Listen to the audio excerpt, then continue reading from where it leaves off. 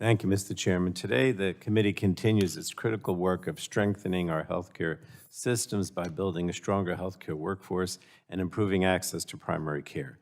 I'm delighted that we'll be considering my bill, the DOC Act, which permanently authorizes and increases funding for the Teaching Health Center Graduate Medical Education Program.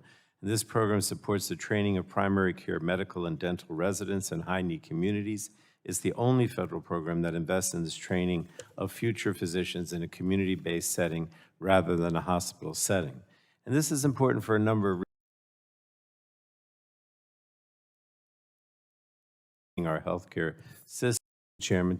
The gentleman from New Jersey, Mr. Pallone, for 5 minutes for an opening statement.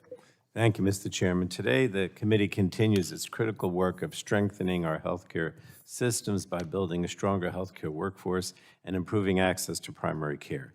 I'm delighted that we'll be considering my bill, the DOC Act, which permanently authorizes and increases funding for the Teaching Health Center Graduate Medical Education Program. And this program supports the training of primary care medical and dental residents in high-need communities. It's the only federal program that invests in this training of future physicians in a community-based setting rather than a hospital setting. And this is important for a number of reasons. We know that physicians often choose to practice close to their training sites. By moving primary care training into the community, teaching health centers help to address the workforce shortages in underserved areas and increase access to primary care. This program has been incredibly successful since it was established by the Affordable Care Act. Today, there are 72 teaching health center programs in 24 states, with 969 medical residents handling more than 1 million patient visits annually in rural and urban communities. It's because of the success that the program has been reauthorized several times with strong bipartisan support. Reauthorization is critical, but oftentimes these reauthorizations have often been short-term, leaving the program in a state of uncertainty. The threat of expiration makes it difficult for teaching health centers to plan and recruit for their residency programs. Low funding levels also jeopardize the sustainability of programs and their ability to address primary care workforce shortages in underserved areas. Unfortunately, unlike the Medicare Graduate Medical Education GME program, which funds GME slots in teaching hospitals at over $16 billion a year, the Teaching Health Centers program is not permanently authorized or funded. And my bill provides the long-needed security that these programs have asked for. It will create a reliable stream of doctors for high-need communities with funding for 48 new programs across the country and creating an estimated 1,060 new residency slots. It's still a tiny fraction of the GME slots that we fund in teaching hospitals, but this kind of investment is exactly what we need to increase access to primary care in underserved areas. We'll also discuss legislation that will extend funding for community health centers, which provides primary care to more than 30 million people across the country, including many living in poverty and in rural areas.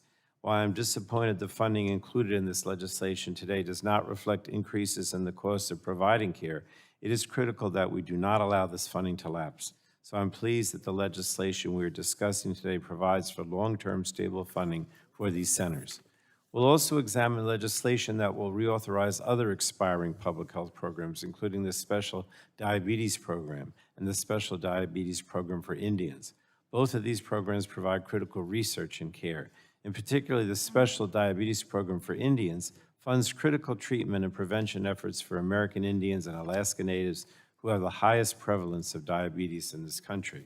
I'm also pleased we'll be considering legislation introduced by Representative Blunt Rochester to address shortages and bolster the nursing workforce by expanding state-based nursing workforce centers and establishing a national nursing-focused research center.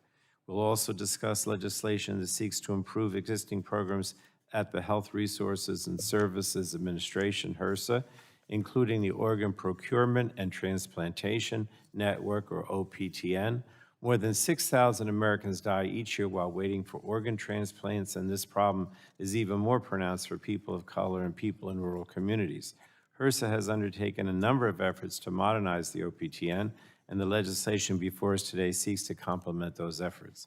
It would make OPTN contracts more competitive in order to increase oversight and enhance the performance of the program. So I look forward to continuing work with my colleagues on these important pieces of legislation, but I'd like to once again request that the committee immediately schedule a hearing to examine the very real health impacts of all Americans by these extremist right-wing judges who are attacking the federal drug approval process by the FDA.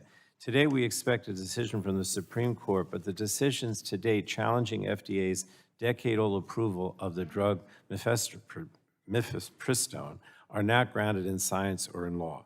We should hold a hearing on the detrimental impacts these decisions could have on the drug approval process so we can ensure Americans continue to have access to FDA-approved medication.